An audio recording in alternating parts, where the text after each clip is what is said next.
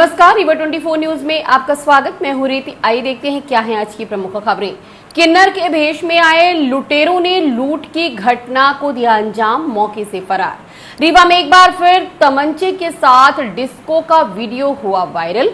जमीनी विवाद के चलते सगे भाइयों के बीच हुई पारिवारिक मारपीट, आधा दर्जन से अधिक लोग घायल। और भव्य होगा दशहरा उत्सव। 51 फुट के रावण सहित 45 फुट के मेघनाथ और 50 फुट के कुंभकर्ण का होगा दहन। इन खबरों को आगे हम विस्तार से देखेंगे।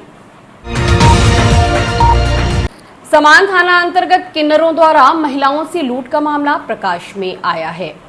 समान थाने में शिकायत दर्ज कराने आई महिलाओं ने बताया कि 9 अक्टूबर को 11 से 1 बजे के बीच बोलेरो में सवार होकर आए किन्नरों द्वारा लूट की घटना को अंजाम दिया गया।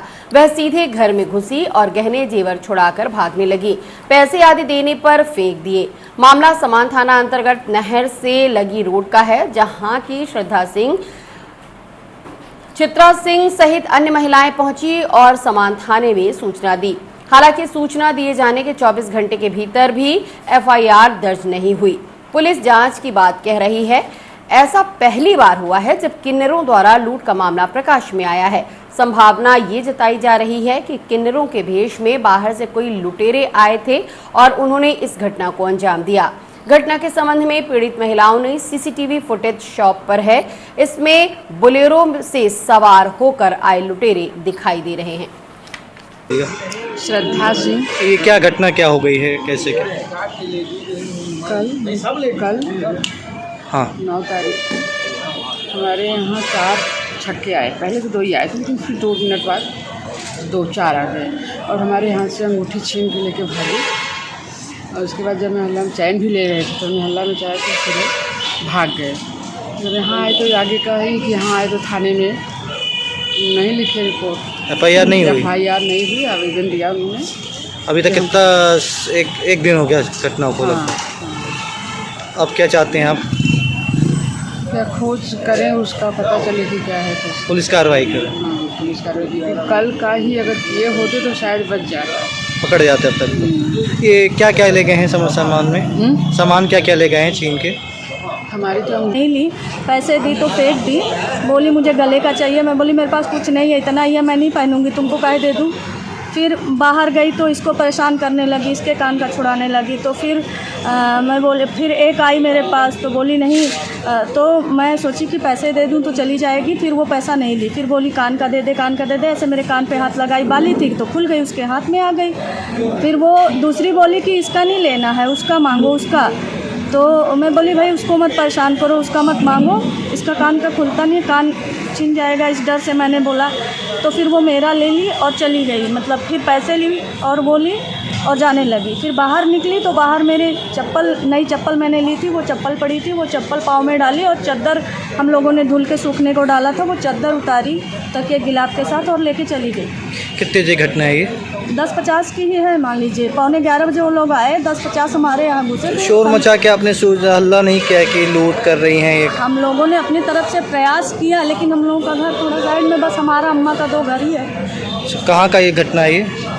ये आपके भारतीय हाई स्कूल के अपोजिट साइड मेरा घर है। क्षेत्र कौन सा? कोस्टा लगता है? वहाँ से आगे कोस्टा ही लगता है। हम लोगों का कोस्टा रहता है तो बॉर्डर है। अच्छा। हाँ। तो ये एफआईआर हो गई कि नहीं हुई अभी तक? अभी तक तो नहीं हुई। कल तो ये दोनों लोग आई थी, मैं नहीं आ पाई थी, मैं ऑफिस चली गई थी। ये लोग आई थी। आज मुझे मैसेज गया तो मैं भी आई। तो एफआईआर आज हो रही कि नहीं हो रही? अब ये लोग बताएंगे, हम लोग तो अभी आए हैं। अब ये लोग कितनी महिलाओं का निशाना बनाया गया है उस क्षेत्र में लगभग?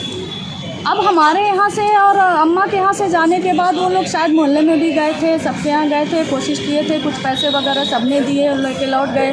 फिर आगे बढ़ के इधर ही तरफ आए तो शहर में आके इन लोगों के जो भैया लोग आए हैं वो लोग बता रहे हैं कि हमारे यहाँ से भी लिए हैं। और केवल 3-4 घरों को निशाना किया। हाँ, शायद आगे और भी बनाए होंगे। आगे अभी का सूचना नहीं। हाँ, सूचना नहीं है मुझे आगे।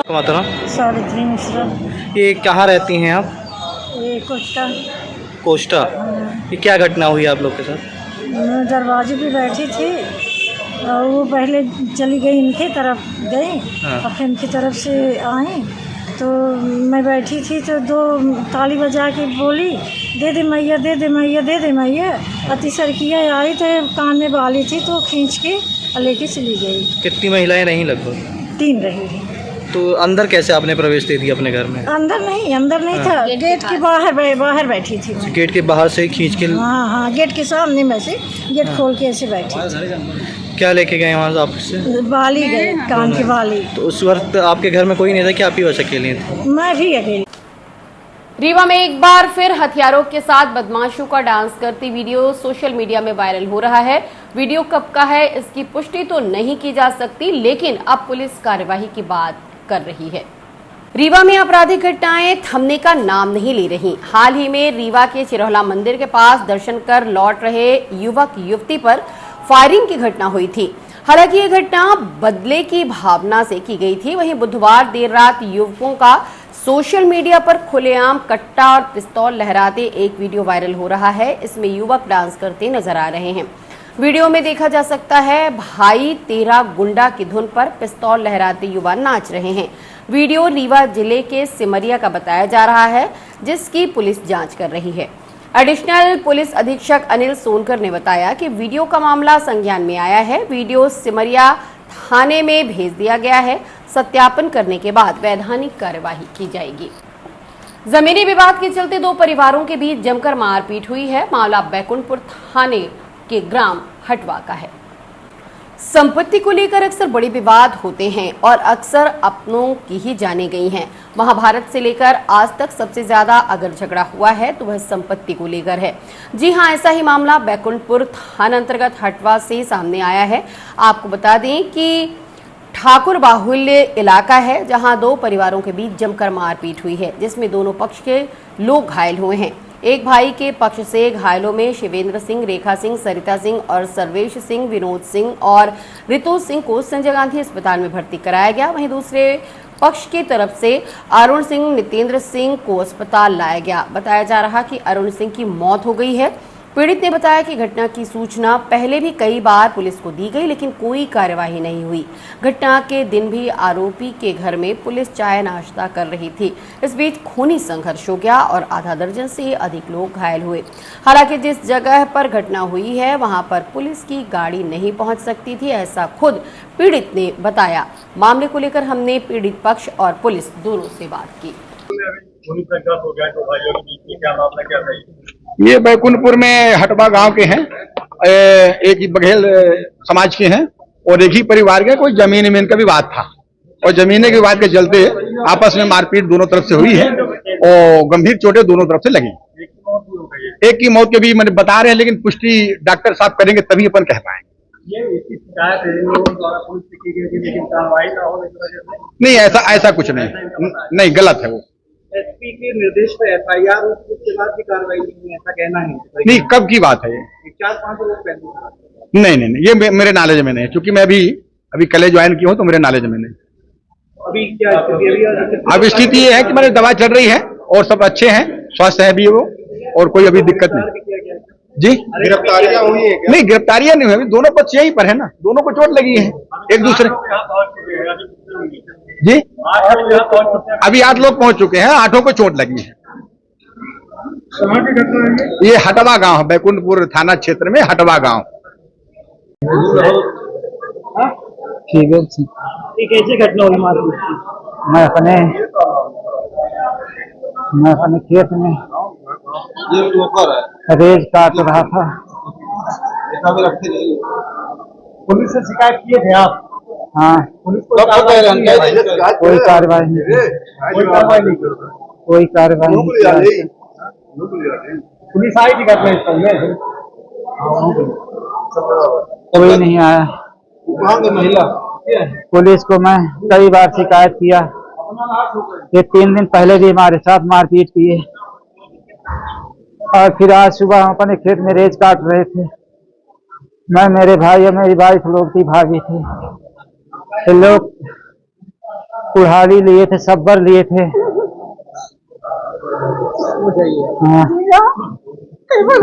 हाँ, बताइए। बैकुंठपुर थाने के अंदर हटवा गांव में एक ज़मीन की विवाद को लेकर के आपसी पारिवारिक झगड़ा हुआ है, जिसमें अरुण सिंह की मृत्यु हो गई है। अरुण सिंह, उनके भाई निपेन सिंह और पार्थ, अरुण सिंह के लड़के, एक ज़मीन पर धान बोए थे। उसी ज़मीन का पुराना जो है विवाद चल रहा है इनका। अपने ही परिवार के अरुण सिंह के भतीजे लगेंगे, शिवेन सिंह, विनोद सिंह और सर्वेश उनके लड़के हैं वो। ये ज़मीन जो है जुलाई 2024 में शिवेन सिंह के नाम से जो है उनके पिताजी के ख़त्म होने के पर उनके नाम से आ गई थी। इस पर अरुण सिंह और उनके परिवार का कब्जा था। इन लोगों ने उसमें धान बोया था। जुलाई में जब ये इनके नाम से आ गई है, तब से ये ज़मीन पे कब्जा करना चाह रहे थे। बिगर धान पके ही वो शिवेन सिंह लोग जो है अपने परिवार के साथ आज धान काटने गए थे, जिसकी सूचना मृतक अरुण सिंह और उनके भाई और बच्चों को हुई। तो ये वहाँ पहुँचे, इनका आपसी विवाद हो गया। दोनों जनों ने आपस में मारपीट की, जिससे दोनों पक्ष में चोटें आई, घायल हुए। और पार्थ सिंह जो है मारपीट के दौरान वहाँ से निकल करके पुलिस को सूचना दिया। बैकुंठपुर थाने से तत्काल पुलिस पहुँची और उन दोनों पक्षों को जो है घायल अवस्था में लेके थाने आए। कुछ लोग डायरेक्ट थाने पहुँचे और उनका उपचार हुआ। उपचार के दौरान जो है पहले अरुण सिंह की मृत्यु हो गई है और इसमें 2 लोग अभी भी SGMS ट्रांसफ़र होने पर मेडिकल कॉलेज में हैं, जिसमें 2 लोग वहाँ एडमिट हैं अभी भी। एक पक्ष से निपेन सिंह है और एक पक्ष से विनोद सिंह है।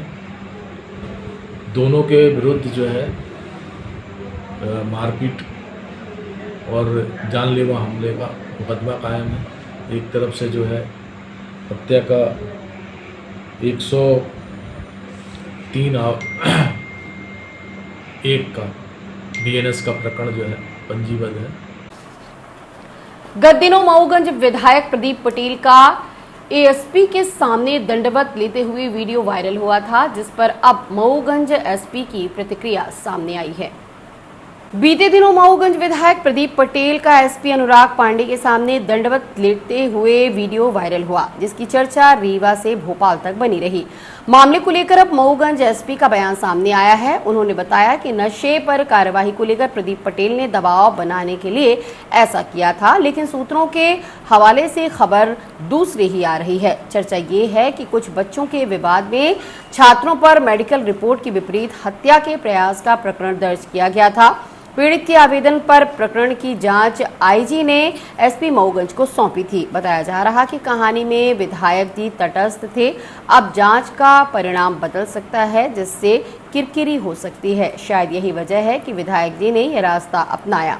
हालांकि रीवा जिले में नशे के कारोबार को लेकर कई बार नेताओं के बयान आ चुके हैं। इसके पहले सिमरिया विधायक अभय मिश्रा ने नशे के कारोबार को लेकर वर्तमान सरकार को जमकर घेरा था। वहीं खुद उप मुख्यमंत्री राजेंद्र शुक्ल उत्तर प्रदेश के मुख्यमंत्री आदित्यनाथ से मिलने पहुंचे थे, जबकि हाल ही में अभी अटल पार्क के उद्घाटन में भी सांसद जनार्दन मिश्रा ने नशे को लेकर लोगों से अपील की थी कि नशा ना करें। क्या मामला है?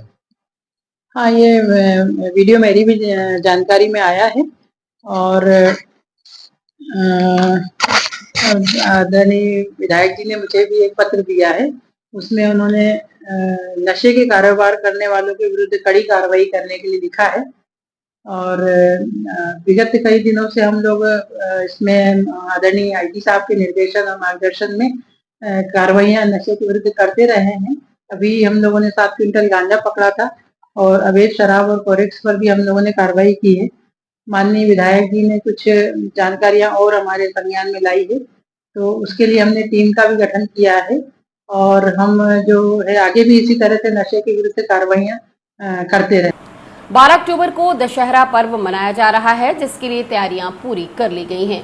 आयोजन के लिए रावण, कुंभकर्ण व मेघनाथ की गगनचुंबी पुतले बनाए गए। रीवा की गौरवशाली चली आ रही परंपरा को नगर विजयदशमी उत्सव समिति द्वारा भव्य तरीके से इस वर्ष आयोजित किया जा रहा है। कभी रीवा का दशहरा मैसूर के दशहरे के बाद दूसरे स्थान पर आता था, लेकिन 2019 के बाद से यहाँ मनाया जाने वाला दशहरा कुछ कमजोर सा होता गया। 2019 में तो मात्र 5 झांकियां निकली थीं। हालांकि 2020 से 21-22 तक कोरोना के चलते विजयदशमी उत्सव पर ग्रहण पड़ गया था, लेकिन उसके बाद से लगातार दशहरा उत्सव दुगने उत्साह से मनाया जा रहा है। इस संबंध में आज पत्रकार वार्ता करते हुए नगर विजयदशमी उत्सव समिति के सदस्यों ने क्या बताया, जानने के लिए आइए आपको ले चलते हैं पत्रकार वार्ता में। इसके बाद भगवान राम जी रावण का वध करते हैं। सांस्कृतिक कार्यक्रमों में इस बार बाहर के कुछ कलाकार हैं, वो आ रहे हैं। पास की व्यवस्थाएं की जाती है ग्राउंड में, इसमें 2 तरह के पास रहते हैं ताकि भीड़ जो है थोड़ा सा विभाजित हो सके। गेट नंबर 1, गेट नंबर 2 बनाए जाते हैं। क्या क्या कार्यक्रम हो रहे हैं इस दौरान? लगभग ग्राउंड में लगभग 10 से 15 हजार लोग ग्राउंड के अंदर रहते ही हैं, और बाकी आने जाने वाले जो देखते रहते हैं अगल बगल से लगभग 30-40 हजार की गैदरिंग हो जाती है। आप लोगों द्वारा कितने लोगों की व्यवस्था की है? आप कार्यक्रम कर रहे हैं। हम लोगों के द्वारा जो है लगभग 5 से 6 हजार लोगों के बैठने की व्यवस्था की जाती है। कहाँ से आ रहे कलाकार, कहाँ से आ रहे, क्या कार्यक्रम है? सांस्कृतिक कार्यक्रम है, उसमें से एक कलाकार है वो बॉम्बे से है और एक अपना भोपाल से। क्या कार्यक्रम क्या होना है? भजन संध्या, भगवान के गीत होते हैं और भजन संध्या होती है। जो रावण बनाया गया ये कहाँ से कलाकार आए हैं? रावण ये कीटान पाली से आते हैं, कीटान नदी है, वो लगभग पिछले 15 सालों से वही रावण का निर्माण कर रहे हैं। और 51 फुट का रावण का पुतला रहता है और 45-45 फुट के कुंभकर्ण और मेघनाथ जी के कार्यक्रम की समय सीमा क्या तय कर दी गई? कब तक हो जाएगी? 6 बजे से कार्यक्रम स्टार्ट होता है, पर वो शोभा यात्रा और भगवान क्योंकि महाराजा पृथ्वीराज सिंह जी किले में गद्दी पूजन का आयोजन करते हैं, वहां से निकलते हैं। शोभा यात्रा आने में यहाँ लगभग 11 बज जाता है और उसके बाद रावण का सुबह वहाँ आने वालों को पब्लिक के लिए गेट पास उपलब्ध कराया जाएगा या फिर आम पब्लिक के लिए? आम पब्लिक के लिए पीछे पूरा खुला रहता है, केवल एक बैठने की व्यवस्था जो है 5-6 हजार लोगों की जाती है, ताकि पब्लिक के लिए पूरा ओपन रहता है। उनके लिए एक पास सिस्टम रहता है ताकि भगदड़ न मच सके, वहाँ बैठने का जो व्यवस्था है वहाँ बैठी किसी प्रकार की भगदड़ न हो, और पुलिस प्रशासन उसमें मदद करता है। पूरा ग्राउंड लगभग पुलिस प्रशासन जो है अपने।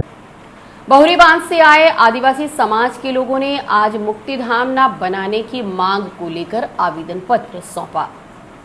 मामले को लेकर कलेक्ट्रेट कार्यालय पहुंची आदिवासी समाज की महिलाओं और पुरुषों ने बताया कि बहुरी बांध गांव में 253 नंबर जमीन में आदिवासी समाज के लोग रहते हैं, जिसके बीच में जबरन मुक्तिधाम बनाया जा रहा, जबकि बहुरी बांध गांव में बहुत सी अन्य जमीन खाली पड़ी है और नदी नाले के किनारे भी है, लेकिन शासन प्रशासन द्वारा वहां पर मुक्तिधाम नहीं बनाया जा रहा। वहीं गाँव के रसूखदार लोगों ने जमीन पर कब्जा कर खेती बाड़ी भी करनी शुरू कर दी, पर कोई ध्यान नहीं दे रहा। इस संबंध में हमने आवेदन देने आए कुछ ग्रामीणों से बात की। क्या बोल रहे थे, क्या बात की आप लोगों ने? जब गिरवाने लगे तो हम बोले कि क्यों गिरवा रहे हैं साहब, तो बोले कि यहाँ मुक्तिधाम बनेगा। हमने बोला कि मुक्तिधाम बनने के लिए यही जगह है, शासकीय 52 एकड़ पड़ी हुई है, तो वहाँ नदी नाला में बनवाइएगा। तो जो और जमीन खाली अवैध लोग कब्जा किए हैं उसको सबको जानकारी लेकर के और वहाँ जगह निकाल कर बनवाइए। तो बोले कि हाँ हम यहीं बनवाएंगे। ये जो पटवारी है आपके यहाँ का, ये पटवारी आया था? पटवारी आए थे, RI आए थे, SDM आए थे, सरपंच भी आए थे और फोर्स भी बहुत थी, चिट्ठी वर्दी भी थी और ASF थी और डिस्ट्रिक्ट पुलिस यहाँ का थी, सभी रहे हैं। ये जो 52 एकड़ जमीन है सरकार जी, उसमें किन लोगों का कब्जा है? वीरेंद्र प्रसाद शर्मा जी का कब्जा है। नेता है जी, नेता है। उनके 6 एकड़ इसी बधवा में उनके अपने नाम में करवा लिए हैं और कब्जा किए हैं। कब्जा किए हैं और दूसरे के घर गिरवा जी, मतलब वहाँ नहीं बनवा रहे मुक्ति? हाँ, वहाँ नहीं बनवा रहे हैं। जहाँ गरीब अपना यहाँ 50 कड़ी है चौड़ाई ढर्रा, तो वहाँ यहाँ घर गिरवा करके और मुक्ति धाम बनवाने की तैयारी कर रहे हैं। प्राइवेट जमीन है जी, इधर भी प्राइवेट है, उधर भी प्राइवेट है, बीच में 50 कड़ी है यहाँ से वहाँ तक। इसी जमीन में जी बन जाएगा क्या? जी। नाम है आपका? मेरा नाम प्रेमवती कौल है, ये कौन सा गाँव है? ग्राम बहुरी बांध है। ये कल शाम को आप लोग जब घर में थे तो प्रशासन ने आपको डोजे चला दिया है, क्या मामला क्या है ये? मामला सर, हम लोग इसमें घर बनाए थे और यहाँ अपना निवाह निस्तार कर रहे थे, तो आके शासन प्रशासन ने हमारा लोगों का घर गिरा दिया। कुछ बताए थे पहले कि हम घर गिराने आ रहे हैं या घर गिराने? इसके लिए मुक्ति धाम बनाने के लिए सर, इतनी जगह खाली है शासकीय बहरे में, नदी में, तो वहाँ नहीं बनवाया जा रहा है। कितनी एकड़ ऐसी जमीन होगी? 52 एकड़ शासकीय जमीन है सर, पर वहाँ कोई ध्यान नहीं दे रहे हैं और किसका कब्जा है? वहाँ पर बड़े लोगों का कब्जा है सर। बड़े लोग कौन है? होगा, पहले गांव के सरपंच थे, पुराने भूतपूर्व सरपंच थे, उन्हीं का कब्जा है। क्या नाम है? उनका नाम सर शर्मा है, उसे बीरेन शर्मा है। मतलब ये आपका कहना है कि 52 एकड़ में नेताओं का कब्जा है? हाँ, गरीबों का घर गिराया जा रहा है। ये आपको पहले बताए थे कि हम आपका घर गिराने आ रहे हैं या फिर ये नहीं बताया गया था सर कि हम आपका घर गिरा देंगे, इतना कहते कि यहाँ हम आके मुक्ति धाम बनवाएंगे, तो हम बोले कि सर यहाँ हमारे यहाँ मुक्ति धाम मत बनवाइए, हम लोग कहाँ जाएंगे, इतनी जमीन नदी बहरे में खाली है, वहाँ पे मुक्ति धाम बनवाइए। फिर आज आपको कहाँ रहे रात को जो घर गिर गया? फिर रात को घर किसी तरह हम लोग गुजारा किए सर बैठ कर। ये बच्चों शारदीय नवरात्रि पर्व के चलते मां कालिका मंदिर रानी तालाब में अष्टमी नवमी को लेकर सोने के आभूषणों से श्रृंगार किया जाता है। आज महागौरी का पूजन है। देखिए रीवा 24 न्यूज की ये खास रिपोर्ट। नवरात्रि के शुरू होते ही देश भर के देवी मंदिरों में 9 दिनों तक विशेष पूजा अर्चना होती है। मध्य प्रदेश के रीवा जिले में भी मां कालिका का 450 वर्ष से भी ज्यादा प्राचीन मंदिर है। नवरात्रि के दौरान मंदिर में भक्तों का सुबह से ही तांता लग जाता है। देवी मां के दर्शन के लिए फल, फूल, माला और सिंदूर लेकर लोग कतार में खड़े रहते हैं। इस दौरान मंदिर की रौनक देखते ही बनती है। रानी तालाब मंदिर के प्रति लोगों की बड़ी आस्था है। आस्था के केंद्र इस प्राचीन मंदिर में स्थापित मां कालिका की प्रतिमा का अपना अलग महत्व है। पहले इस मंदिर का संचालन राजघराने द्वारा किया जाता था, लेकिन अब भारत सरकार इसका संचालन करती है। इस मंदिर से जुड़े कुछ रोचक तथ्य भी हैं। मंदिर में स्थापित मां कालिका को रानी तालाब की देवी के रूप में भी जाना जाता है। कहा जाता है कि काफी साल पहले यहाँ पर लवाना जाति के लोगों ने तालाब खोदा था। रीवा राजघराने की महारानी कुंदन कुंवारी जब पूजा करने रक्षाबंधन के दिन मंदिर में पहुंची तो उन्होंने तालाब को देखा। इससे प्रसन्न होकर उन्होंने लवाना लोगों के हाथों में रक्षा सूत्र बांधा। तब से लवाना लोगों ने महारानी को भेंट स्वरूप यह तालाब दे दिया। तब से यह स्थान रानी तालाब के नाम से जाना जाता है। ये रीवा का रानी तालाब आज भक्तों का केंद्र बिंदु बना हुआ है, जो कि इसकी देखरेख पहले रजवाड़ों द्वारा की जाती थी। आज सरकार द्वारा जिसकी पूरी देखरेख की और आज जिसकी भव्यता देख रहे हैं कैबिनेट मंत्री राजेश शुक्ला जी द्वारा जो है इसका आज भव्य स्वरूप धारण किया गया है, जिसकी बखान की किसी वाणी से नहीं की जा सकती। कहां से कहां तक बखान की गई। और राजा विश्वनाथ सिंह के जमाने में ये जेवरात बनवाया गया था, जो कि माई के दरबार में 6 महीने में जो है 2 दिन अष्टमी और नवमी का स्वर्ण का श्रृंगार और हीरे पन्ना जवाहरात का श्रृंगार होता है, जो कि आज के दिन अष्टमी और नवमी को देखने के लिए बहुत दूर दूर से लोग आते हैं कि माता जी के पुराने रजवाड़ों के जमाने का श्रृंगार का दर्शन आज होगा। तो चैत और कुमार साल में 2 बार जो 4 दिन देखने के लिए श्रृंगार मिलता है। ये लाकर में रखा जाता है। इसको जो तो तहसीलदार SDM द्वारा लिया करके जगदम्बा के सजवाया जाता है, अब इसको जाकर लाकर रखा जाता है। ये विशेष श्रृंगार किया जा रहा है, क्या कैसी मान्यता और प्रतिवर्ष यहाँ पर माता जी का अष्टमी और नवमी के दिन महाश्रृंगार किया जाता है और ये जो आभूषण है ये हमको राजघराने से और उसके बाद जो भी श्रद्धालुगण यहाँ पर दान करते हैं उसको यहाँ मिला करके बना हुआ है और इसके यहाँ पर अष्टमी और नवमी को माता जी का महाश्रृंगार किया जाता है और महाश्रृंगार कराने के पश्चात जो 2 दिन के बाद इसको वापस ट्रेजरी में जमा कर दिया जाता है। फिर अगले वर्ष उसको फिर उसी तरीके से निकाला जाता है। हाँ, पुलिस की सिटी कोतवाली पुलिस पूरी तरह यहाँ लगी हुई है। साथ में आज यहाँ जगराता का भी प्रोग्राम है, तो पुलिस के पूरी व्यवस्था लगी हुई। साथ में एमपीबी, नगर निगम, अन्य विभाग के भी कर्मचारी यहाँ पर लगे हुए हैं। और अब मिलते एक छोटे से ब्रेक के बाद।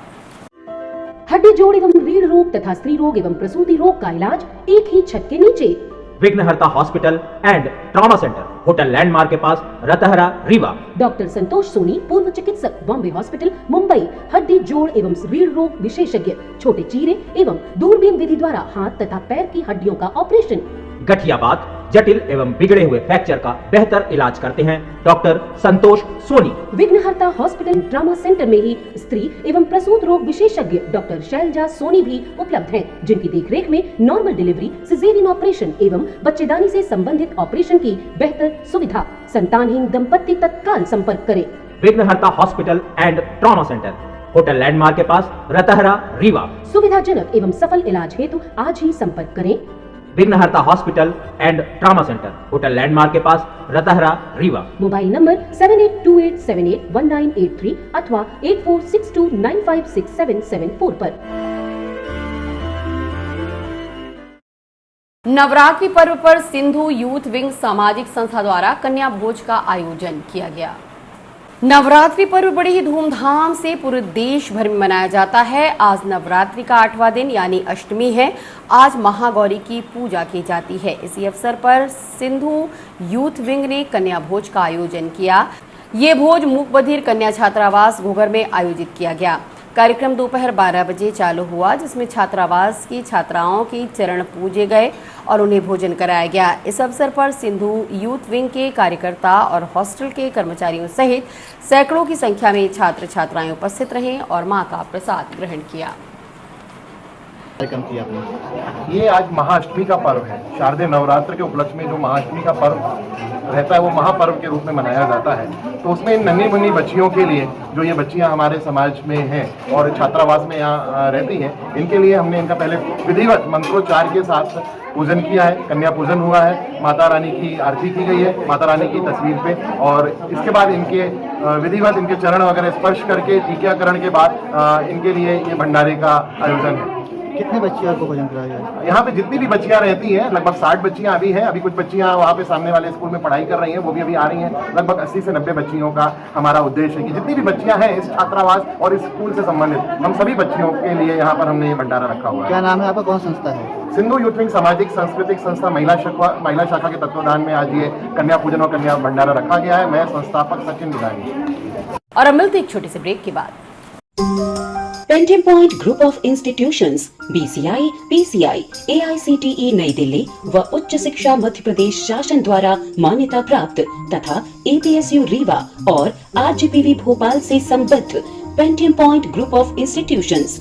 हमारे यहाँ नियमित पाठ्यक्रमों में law courses BA LLB, LLB, LLM, BCom LLB, BBA LLB, management courses MBA, IT, finance, marketing, HR, BBA, pharmacy courses D pharmacy, B pharmacy, pharmacy के अलावा BA all group, BBA, BCA, BCom, BSc, CS, PCM, BSc, CBZ, BSc biotech, MSc physics, chemistry, computer science और biotech, MA history, sociology, economics, MCom, MSW, PGDCA उपलब्ध हैं। सन 2002 से लगातार आपकी सेवा में तत्पर Pentium point group of institutions. हमारे यहाँ उपलब्ध सुविधाएं, high tech infrastructure, highly qualified and experienced faculties, free bus facility for separate boys and girls, 500 computers with high-tech computer lab, AC auditorium, research level biotech lab, free e-library and e-journals। तो हमारा पता याद रखें, हमारा हेड ऑफिस है 24 हेडगेवार नगर, college चौक, रीवा। हमारे college campus हैं Karahiya Simaria road, Rewa और हरदी सिमरिया रोड, रीवा। अधिक जानकारी के लिए हमें इन नंबर्स पर संपर्क करें। अपने बच्चों के उज्जवल भविष्य के लिए संपर्क करें Pentium point group of institutions. Navratri पर्व पर शहर के विभिन्न मोहल्ले में मां के आकर्षक पंडाल लगाए गए हैं, जिन्हें हमारे कैमरामैन सुनील शर्मा ने अपने कैमरे में सजाया। तो आप भी आनंद लीजिए शहर के इन आकर्षक दुर्गा पंडालों की सजावट का और दीजिए रीति को इजाजत। नमस्कार।